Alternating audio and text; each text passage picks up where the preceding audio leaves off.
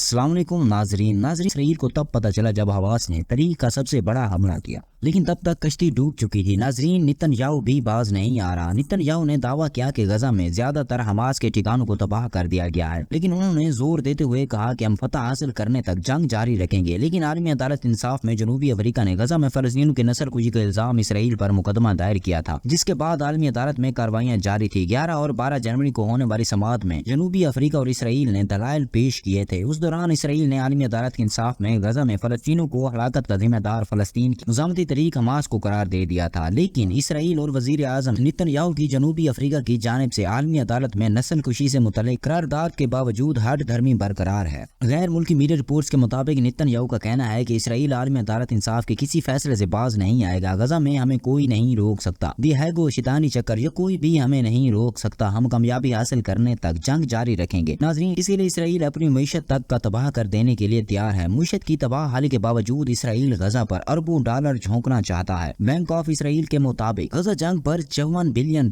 से ज्यादा लागत आने की तवक्का है। इसराइली चैनल 12 का कहना है कि बैंक ऑफ इसराइल का तखमीया है कि 2023 और 25 के दरमियान गजा की जंग पर तकरीबन $24 बिलियन खर्च किए जाएंगे। दोस्तों, ये बात नेतन्याहू को भी मालूम है कि उसके ऐसे इकदाम से इसराइल तबाह हो रहा है। अब तो बैंक ऑफ इसराइल ने भी तबाही का ऐलान कर दिया है, लेकिन नेतन्याहू की हर धर्मी जारी है। सोनी अफवाज की बमबारी से शहीद और जख्मी होने वालों में निस्फ ज़ायद तादाद सिर्फ बच्चों और खवातीन पर मुश्तमिल होती है। गजा में इसराइली फौजी कार्रवाइयां और बीरा अहमर में हूसी मलेशिया के हमलों से आलमी तिजारती जहाज रानी को पहुंचने वाले नुकसान के हवाले से आलमी बैंक ने कहा कि आलमी मीशत की बहाली की उम्मीदें दम तोड़ गई हैं और अब दुनिया कभी अपने पैरों पर खड़ी नहीं हो सकेगी। बरतानवी अखबार के मुताबिक आलमी बैंक ने कहा कि दुनिया भर में तवानाई की कीमतें बढ़ रही हैं और दूसरी तरफ महंगाई बढ़ती जा रही है, जिसके नतीजे में आलमी सतह पर शरह नो मुतासिर होगी। आलमी तिजारत की राह में रुकावटें खड़ी होने से मामलात मजीद बिगड़ रहे हैं। दर्जनों ममालिक को तवानाई के बहरान का सामना है। दोस्तों, अमरीका और बरतानिया में भी इंतखाबात का साल है।